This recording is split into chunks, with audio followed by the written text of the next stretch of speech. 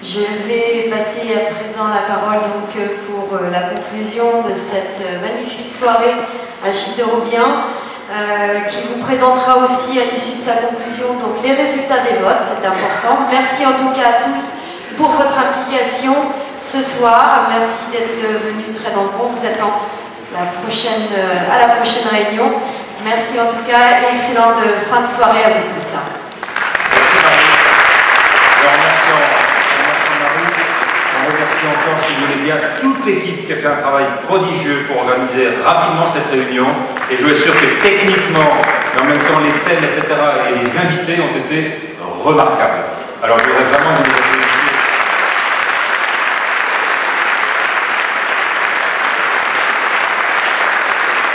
Non seulement Yann et Alexandre, on va vous dire, mais tous ceux qui ont défilé ici avec beaucoup de gentillesse, beaucoup de concision, qui se sont pliés aussi aux règles de cette soirée.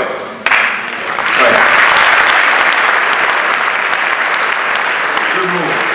Deux mots de conclusion. Première réflexion simple. Ce soir, on a élevé le débat, ou je me trompe. Peut-être qu'on peut faire un vote, je crois qu'on n'a pas besoin de vote. Nous avons tous ensemble élevé le débat. Deuxième réflexion.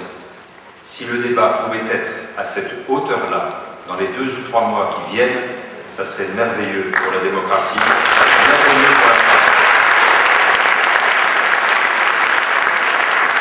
Troisième réflexion. Il y a les experts, ils ont plein d'idées. Il y a les responsables politiques. Et on se dit, mais pourquoi les responsables politiques ne prennent pas suffisamment compte des réflexions des experts? Alors on a envie ce soir de voter pour Yann ou pour Alexandre comme président de la République. Ils ne sont pas candidats. Alors ça nous pose des problèmes. À mon avis, il y a 2 réponses. Ne chassons pas les experts des réunions comme celle-là. Mais ne laissons pas les experts tout seuls en face de leurs travaux. Ça veut dire que nous avons le devoir de travailler ensemble. Troisième réflexion. Je reprends mon introduction. Puisque nous avons élevé le débat, puisque nous avons la ressource intellectuelle, nous avons la ressource de la sensibilité, du cœur, de la raison. Alors cette ressource-là, mettons-la au service de notre pays. Parce que les échéances qui viennent, il faut les prendre avec gravité et avec quand même beaucoup de bonheur. Je commence par le bonheur. Il y a combien de pays dans le monde qui n'ont pas ce bonheur-là? Et avec gravité, parce que c'est un choix important pour la France, pour les Français, et pour le monde. Celui qu'on va désigner, et que je ne vous désignerai pas ce soir, celui qu'on va désigner, quel qu'il soit, celui ou celle, comme ça, vous voyez, je suis très œcuménique.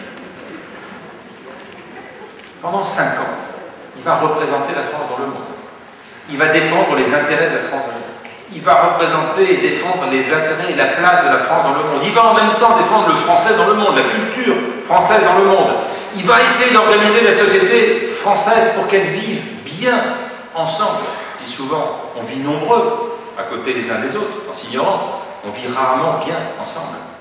Et quand on regarde les enquêtes, chacun individuellement dit, ou à peu près 80% disent, moi individuellement je suis heureux, mais ils disent en même temps, mon voisin, il ne l'est pas.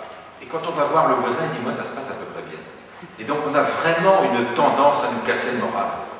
Et la meilleure façon de nous casser le moral, c'est pas de croire que les choses sont insurmontables. Les réponses sont là, avec les experts, avec vos idées, avec cet échange.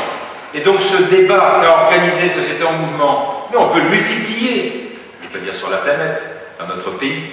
Et à ce moment-là, oui, je reprends mon introduction, il faut vraiment qu'on fasse de la résistance à tout ce qui peut apparaître comme du populisme, de la démagogie, évidemment à l'extrémisme.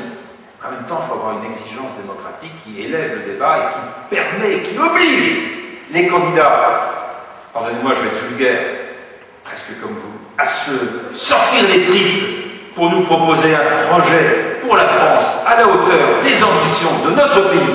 Eh bien, c'est ce que je nous souhaite. Bonsoir.